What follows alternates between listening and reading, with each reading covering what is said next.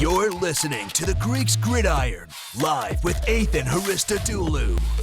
What's up, everybody, and welcome back to more of the Greeks Gridiron. I'm Ethan Hristodoulou, and today we are doing our picks for week number 11 of the NFL, going through winners, score predictions, even some of the betting odds that I like going into this week's matchup. So hit that like button, hit that subscribe button, and comment down below, and we will dive right into these. Now, I've got to say, I 100% kicked myself in the nuts last week. I even said it before I said it last week. I was on a hot streak of picks, and we ended up going 6-8. So let's hope for something a little bit better. Let's get back into that hopefully double-digit predictions column. Tough week last week, I will say. I was sick to my stomach watching some of the end results and how close some of those games were. But here's to hoping for a better week. Starting with tonight's matchups, we got the Titans and the Packers going up in Lambeau here. And I've got to say, man, this is an interesting contest here because you have a Packers team that looks like they might have found an offense. Finally, things were clicking between Rodgers and Christian Watson. The Titans on the other side, a very strong running team with Ryan Tannehill back under center now. Big for them. He was able to go for 252 yards and a couple of touchdowns last week. This is a hard one to go for, or to pick for, I should say. And I spent a lot of time really looking at this one here. And my biggest concern really looking at this and just breaking down numbers, if the Packers found a passing game, can the Titans stop them? And this is a good opportunity for the Packers to pick up on the momentum they built last week and bring it even further, because the Titans, not necessarily great against defending the pass, 272 yards per game. That is 31st in the league. Smells like a sticky situation. Now, can the Packers stop the Titans' run game? I don't really know. That's something we'll have to find out and see. We know some injuries have kind of slowed down this Packers defense this year, but I am going to go with the Packers winning this game. I have them winning at a score of 24-21. I'm basically just banking on the idea that the Packers have finally found their passing game, and I trust in Aaron Rodgers more than I do Ryan Tannehill. And if the Packers can just, stopping Derrick Henry is a mission in itself, but if you can even just slow him down and force Ryan Tannehill to throw the football, I know he just had a good game last week, but he has been a little bit up and down, I would say, the last year or so. So if you can put the game on his shoulders, hopefully you can force a mistake or two and take advantage. And, maybe Christian Watson's coming out party was last week, and that was his breakout game. We'll see. I don't know, but I've got a feeling. Looking at game number 2 here, we're talking the Bears and the Falcons. And how about this one, man? Both of these offenses can explode for points, and the Bears more so than the Falcons at this current stage in the season. The Bears averaging 31 points a game. This is crazy because at one point they were dead last in the league in points per game. You go from scoring, it was like barely even 15 points a game to twice as many the last 4 weeks here. And the Falcons, they've been able to put up points themselves. However, within just the last 4 weeks, they have only scored more than 17 points once. So in a weird situation of the Bears have started to uptick on offense, the Falcons have kind of stumbled, and that makes me a little bit worried. The Falcons are actually favorites in this one at -3.5, so I actually like Bears plus 3.5 on this game here because I am going to pick Chicago as the winners 28-21. Something feels like they have figured it out over there in Chicago, and Atlanta's defense is not necessarily any defense to sweat per se. And if Chicago has found their rhythm and they've looked like they have the last 4 weeks, they've given some pretty good defenses some problems here. I think the Bears are going to give the Falcons some headaches. They have not necessarily looked great the last few weeks, so I'm going to take the Bears again 28-21, and I really like that Bears plus 3.5 for the upset victory. Now, looking at the Browns and the Bears, I don't really know what the weather's going to be for this game. Obviously, Buffalo is about to get slammed by snow from what it sounds like, anywhere from 3 to 6 feet. I don't know if it's still going to be snowing going into that game, but from what the weather reports are saying, it looks like there's a possibility for snow showers and flurries to kind of come through. And that's an awful lot of snow you're going to have to clear out and keep off of that field. I can't imagine they're going to be able to keep it all off completely. And if it is snowing and it's cold enough already and there's already a ton of snow there as is, it is going to be a mission for either of these offenses to really get going and be super effective. Now, the last time I can think of a Bills game in heavy snow was when the Bills played the Colts a few years back, and I think that game, the score was like 17-6 or something. I don't remember the exact number line, but it wasn't a high-scoring affair, so that's kind of where I've come up with my end result on this one here. Now, there's a possibility the Browns can really do some damage with their running back duo there in Bradley Chubb and Kareem Hunt. That is totally possible, but because it's not going to be like a complete downpour of snow, or downpour, I guess snowstorm you should say, and it's going to be more so flurries and everything, I don't think them being like the running team is going to be as advantageous. I think the Bills should be able to throw a little bit more. And I do have the Bills winning 20-13 on this one. They are currently -8.5 favorites in this game. And while that is definitely possible, depending on the weather, I could see the score just being held to a little bit lower. Maybe the passing game isn't as effective, but I do feel the Bills are the better team going into this matchup here, especially it being in Buffalo as well. I will say that 44 that they have right now, I like the under on this one. I have the Bills winning, or I'm sorry, it's 42.5. I have the Bills winning 20-13, so obviously I'm sitting at only 33 points on this game. Like I said, I don't think it's going to be a super crazy snowstorm or anything like that going on. It sounds like there's a possibility for them to see something, though, and I think it kind of holds the score down a bit, and taking advantage of a 42.5 number as the under, that feels pretty safe. Pretty safe. Now, the Eagles and the Colts here. Eagles coming off of a shock loss to a Washington Commanders team, whereas you have the Colts coming off of a upset victory over the Las Vegas Raiders. Now,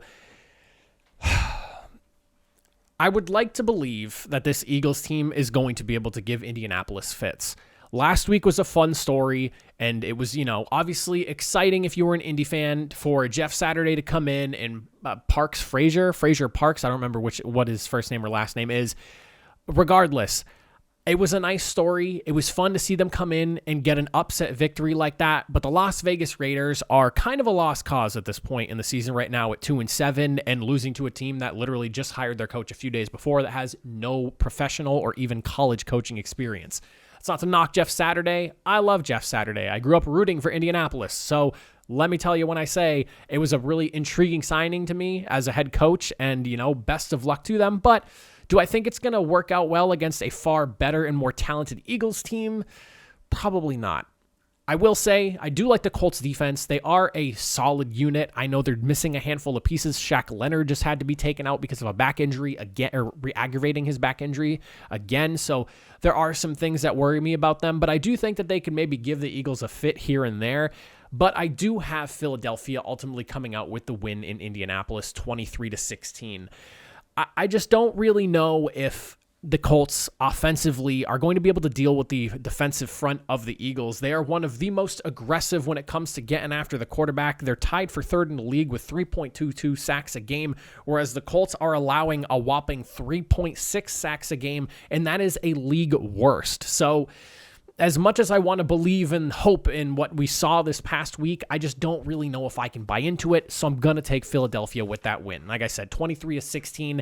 I could see the Colts maybe moving the ball a little bit late in the game, or maybe running attack is a little bit better than I could hope for, but I just don't see Indianapolis coming out there. Now, looking at the Jets and the Patriots here, this time being in Foxborough. These two teams just played a couple of weeks ago, both coming off of the bye. The over-under on this one set at 38, and I will say I do think I like the over on this one, considering the first time they met, the game ended at 39 points total. Patriots, I'm going to come out and I'm picking the Patriots on this one. The last time these two teams met, I had the Jets winning, and my initial thought when I was looking at season schedule on paper, especially as we got closer and closer to the game, I was feeling, okay, this feels like a 1-to-1 split where each home team ends up winning their respective game. However, the Patriots came out and made the Jets offense look awful. Now, I know that the Jets were dealing with losing Breece Hall just that game before, so maybe that was a little bit of an adjustment for them, and Zach Wilson was doing the whole fadeaway passes to Devin McCourty thing. I don't really know what was going on with all of that, but in Foxborough, the Patriots have annihilated the Jets. I just don't really see a way for the New York Jets, based off of how they played last time, to be able to get the better of Bill Belichick in this one. The Patriots are a very well-coached team on defense, and if they're able to break the offensive line like they have been the last few weeks, and they have looked really, really good, I just don't really see I don't want to say I don't see, but I just don't really believe in the Jets right now going up against this team, especially the way they looked the first time around. Now, I know it's really hard to beat a team twice in the NFL, and maybe the Jets come out and they pull off an upset. They're better prepared. Now, James Robinson is a little bit more ingrained into the offense at this point, and things will look better for them. Maybe. I don't know, but I like the Patriots. I have them winning 24-20, which puts that score total at 44. So like I said, I do really like the over in this one. I think we see a few more points. I don't expect as many turnovers from the Jets. I would be surprised to see just as many, but who knows? I think it's going back. I forget what the date is that it goes back to. I think it's like 2009, I want to say, or maybe it's a little bit sooner than that. But the Jets have the Jets are like minus 23 in the turnover differential. I think it's like the Jets have 28 and then the Patriots have 5 within that time frame. It's some ludicrous number. So I do expect to see a few turnovers, maybe not as many as last time, but I do like the Patriots in this one here. I just don't know if the Jets can beat the Patriots going up against Bill Belichick in the way he just demolishes young quarterbacks.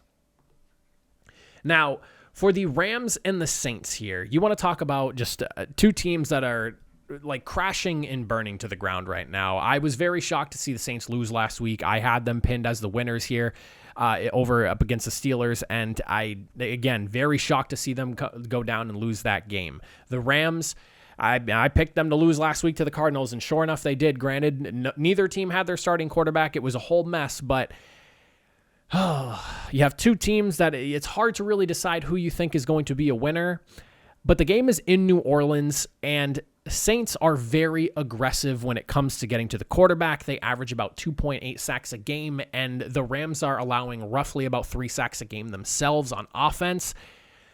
I know Matt Stafford's back, but Cooper Kupp is now out for the next 4 weeks, and the game being in New Orleans, I think I really like the Saints in this one. Both offenses are in a really tough spot right now, and this is one where the over-under is set at 39, and while that's already kind of a low number, I almost feel like the under in this one is doable, and I have the Saints winning this game in a very ugly 19-16 contest. I just don't see a ton of... The way I look at this game, both teams' defenses are better than the opposing team's offenses. That's kind of how I'm looking at the game right now. Do with that what you will, but I do think the Saints come away with that 19-16 ugly victory. For the Giants and the Lions in New York, well, the Giants, I have a feeling... Listen, I want to sit here and act like I could believe in the Lions going into this game, and there is a piece of me that does. They're 3-6. They just upset the Bears, but they have been so inconsistent in so many ways, and the defense has just been abysmal, and they can't really stop the run. And when you look at what the Giants have done on the ground with Saquon Barkley and even the designed runs for Daniel Jones, as long as Daniel Jones isn't turning the football over, this offense moves. And I really like New York in this one, in New York at that. I do have the Giants taking this one here. My biggest concern realistically, if I was to bring one up for New York, is just them being able to slow down the Lions offense if they start to click. Because when it comes to the Lions, when they get moving, they can dump a lot of points on teams, as they have in several games this year. And the Giants do allow a score on about 39% of opposing teams' drives. So it's 23rd in the league. So if the Lions get going, can they slow it down? Can they keep them out of the end zone? Can they keep them from kicking field goals? We'll see, but I do like the Giants in this one. I have them winning 28-21. The spread on this one here is the Giants -3, so that is something I am looking at. I do like that one there, but I do think the Giants get the job done. I have a good feeling about this team right now, the way they've been playing 7-2. They run the ball extremely well, and with the shift of the passing game, the last, I want to say 10 years, or shift towards the passing game in the NFL the last 10 years, I feel like we're starting to see a little bit of a trend here where teams are starting to get exposed on the ground a little bit more, and the Giants are one of those teams that are grounding and pounding with a really big, tough running back who's also very elusive, and they're taking advantage of these smaller defenses that have gotten a lot faster. And I really like the style that the Giants are playing, and I think that they have a good opportunity to really take advantage of a Lions defense that just cannot match up well against the run. Now, The Panthers and the Ravens here. You have a Panthers team that's winning a few games here and there that people don't expect them to, especially all things considered with them basically selling off their best players and a lot of people assuming they were just tanking for the season. Now, I will say this. For as fun as it has been to watch the Panthers do their thing, when they've gone against some really good teams, they have looked like the far worse team. And my best example of that is their most recent shellacking at the hands of the Cincinnati Bengals. And I'm expecting something similar in that nature going up against the Ravens. I consider the Ravens and Bengals two of the more aggressive offenses in the league that can really get some points on the board if the defense allows them to. And I just don't believe too much in the Panthers. And I mean, the spread right now is -13. That is a massive number, And funny enough, my score for this one, I have the Ravens winning 30-17. So by a score of 13. Do I think the Ravens are 13 points better than the Panthers? Absolutely. Would I sit here and hammer home that 13? I don't know. That's an awful lot to win by. And I don't know if anyone seriously sits down and confidently, especially with this season's NFL, would they confidently say, oh yeah, I guarantee that. Like we've watched plenty of teams. We just watched the Eagles lose to the Commanders. And I don't know how many people really thought that was going to happen. So with that in mind, I do like the Ravens to win. I have them winning by a fair amount, enough to cover, but you take that risk on that -13. I definitely think it's doable, but I don't know. Now, speaking of the Commanders, we have them taking on the Texans, and this one's in Houston here. They're -3 favorites, over-under set at 40.5. This is one where I could see the under being hit on here. 40.5 is a fairly high scoreline for a team like the Commanders who just hit 32 points. I think that's the first time they've crossed 30 this season. And you have a Texans team that is like just well on their way to racing to the number 1 overall pick in the NFL draft next year. I could see this game end up being a little bit of a lower score line here. Commanders are hot off of their win off the Eagles, and I don't really think the Texans are going to cool them off right now. The Commanders have been really good. I believe they are winners of 4 straight now or something like that, 3 or 4. I forget what the number is off the top of my head, but the Commanders have been looking really, really good, and I do expect them to win here, but I could see it end up being a slightly lower scoring affair because, again, you have the Texans. I don't expect them to put up a lot against this Commanders defense that's really starting to come into its own with the potential of Chase Young maybe even playing as well. Things could get really ugly for the Texans. So I have the Commanders winning this game, and I have them winning 21-7. 28 points altogether. Like I said, I don't think it's going to be a super high scoring affair. So that 40.5, I like the under on that one there a lot. Now we're looking at the Raiders and the Broncos, and let me tell you, talk about a game I wish I did not have to pick because it's like picking the lesser of two evils. Both of these teams suck to watch because the Raiders just can't seem to figure it out despite how much talent they have on the field, and then the Broncos offense is as inept as any as I've seen in quite some time, but then has a phenomenal defense on the other side, and I hate watching that defense just go to waste. The last time these two teams played, though, the Raiders did come out with a victory, and as I just said earlier, it is very tough to beat a team twice, and I don't really know if I want to go all in on Raiders sweeping the Broncos. However, one thing I noticed when I was looking at all of the numbers here, Denver has only crossed 20 points in a game once this season. Do with that information what you will, but the Raiders have only scored under 20 points once. And when they last played, 32-23, I believe, was the score. That was probably one of the better games offensively for the Broncos.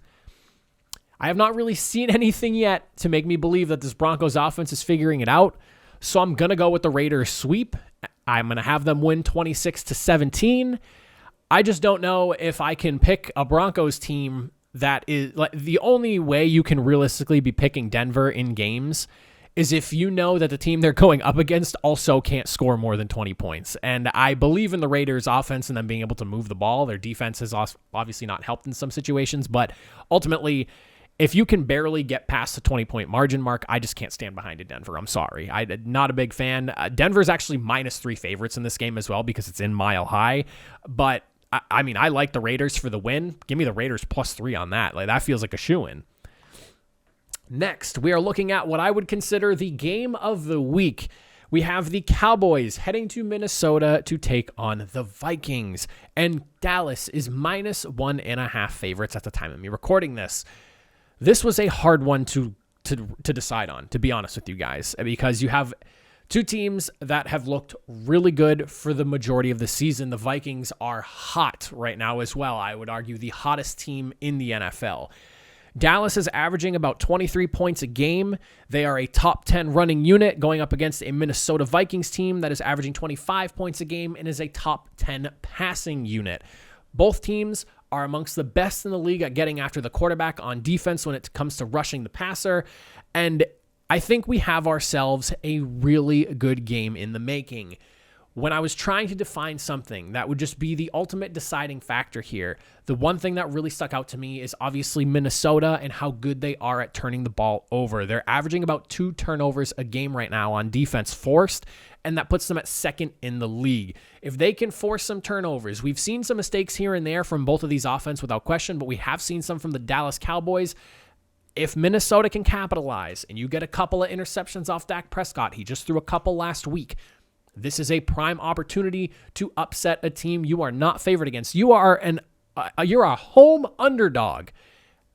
Listen, I don't know what went on with the Cowboys last week.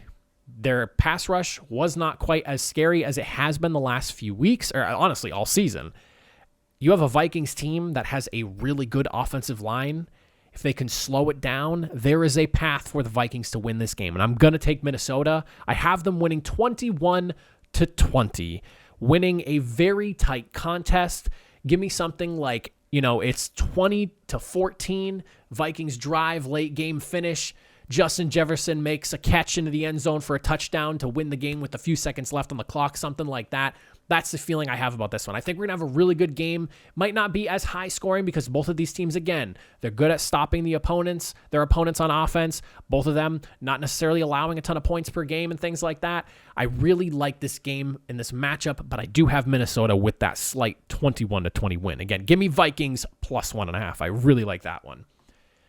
Next, we're talking the Bengals and the Steelers. And the last time these two teams played, it was a missed field goal clinic, and in overtime at that. And the Steelers walked away with a 23-20 victory in overtime as time basically expired with a last-second field goal.